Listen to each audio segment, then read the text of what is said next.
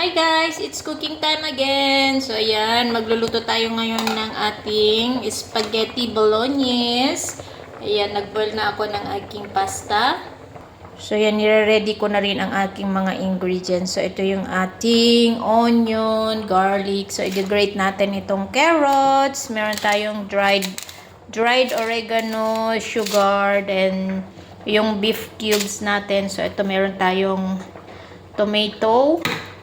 tomato paste, at meron pang iba. So let's go guys. Ito yung ating beef mince. So let's go and cook our spaghetti bolognese. So ayan guys, malapit nang maluto yung ating pasta. So ayan, konting minuto na lang guys.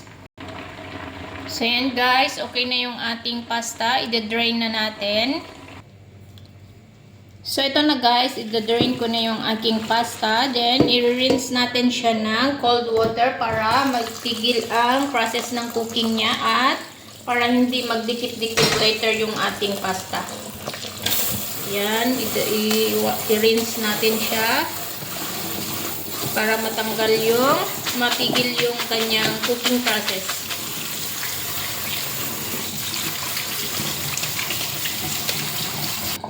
So yun guys, i-drain na lang natin siya para mawala yung kanyang tubig, excess water. So ayan, hindi na siya nagdikit-dikit.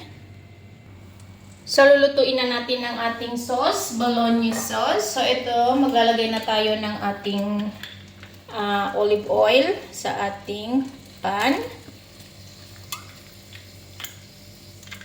Painitin lamang natin yan guys. Once mainit guys, ilagay na natin ang ating onion.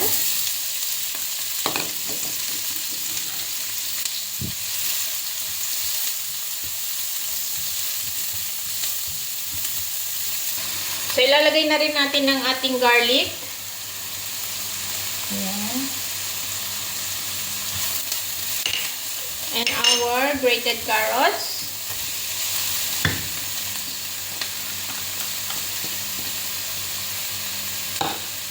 So, maglalagay tayo ng konting salt.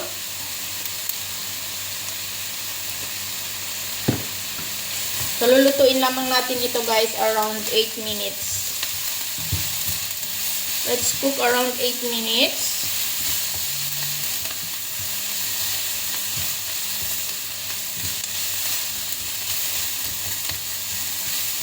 Still need a bit of time. So yan guys, after 8 minutes, ilalagay na natin ng ating beef mince. So ito yung ating beef.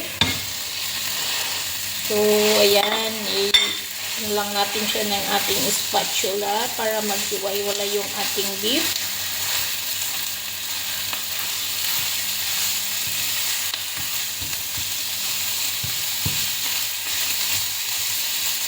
So, i-cook natin ito guys around 5 minutes until mag-slightly brown yung ating beef.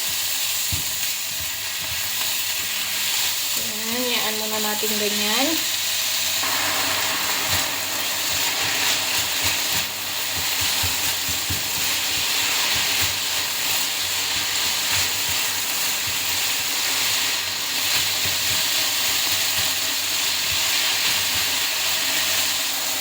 So yun guys, ilalagay ko ng ating soy sauce. Ayan, Worcestershire sauce. Ang ating dried oregano. At ang ating white sugar. And of course, ang ating beef cubes. Ayan. Ilalagay ko na rin ang ating tomato paste.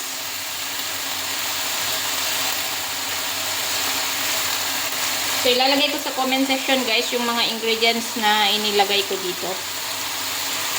Abangan. So, i-cook natin siya ng around 1 minute.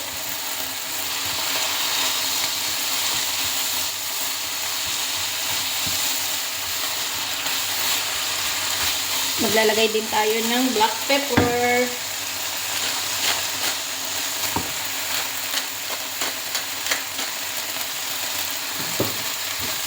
Later on na yung salt pag nailagay na natin yung ating tomato.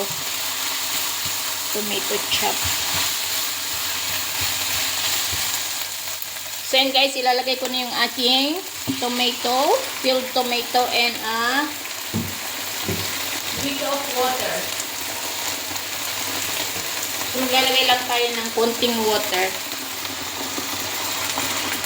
So dito ko na nilagay yung water para maano ko yung iba sa loob ng ating pan.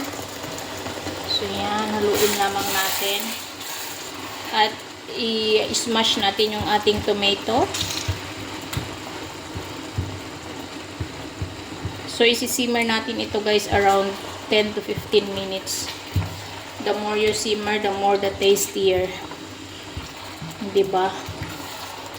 So ganito lang guys magluto ng bolognese sauce.